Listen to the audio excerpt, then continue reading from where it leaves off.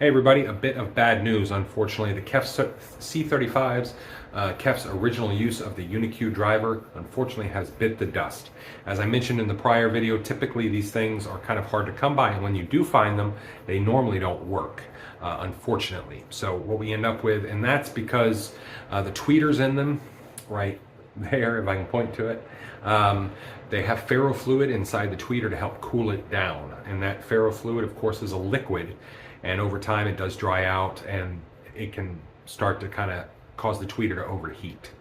Well, that is what happened. I was playing them last night and just listening to some Steve Winwood and some Maynard Ferguson and a few others, and I noticed that the left kind of dropped in volume. Now, my amplifier I use doesn't have a balance knob, so, and other speakers I've had in here don't have that problem. They sound very well balanced in this room, the way I have it set up, but I noticed that the left dropped in volume, and then I started to smell the characteristic smell of what can only be described as metal burning.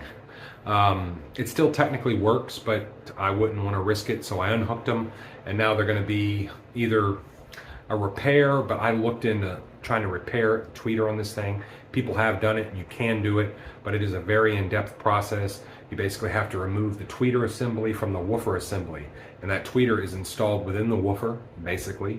So it requires a lot of ungluing and then re-gluing and all kinds of different stuff. So at this point, I might sell them on for parts, or I might just keep them as kind of a museum piece. But I will do a quick kind of review on them, and a very quick review. But they're typical KEF speakers. My biggest complaint with them is, you know, I've had the Q150. I've heard the LS50, the original LS50, not the new Meta version. And, you know, to me, the LS50 and the Q150 weren't too dissimilar. I think the LS50 had a bit better refinement.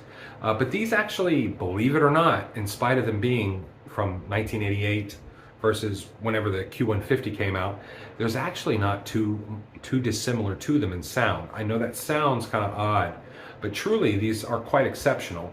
They have great clarity, they have great bounce, and they have great definition, great kind of boogie. The only downside to that is they do require power. These are a 4-ohm design, so it does require some muscle, and you do notice it. They're not a very good low volume speaker. I'm currently using some older JBLs, and I've got my clips in there as well, but my older JBLs, which I like the sound of quite a bit, they kind of have a rich, warm tonality. 2050 is the model. But anyway, those require basically, you know, a half turn to the volume knob, and it's as loud as you can want. These, on the other hand, you're having to just to get it to really come alive. And that's kind of a negative in my opinion, especially here and everything, and you know, I don't really like to have to do that. I don't like to have to play music super loud for it to be exciting. Obviously, when you play something louder, it gets exciting, but I don't really care for that. That's one aspect I don't like.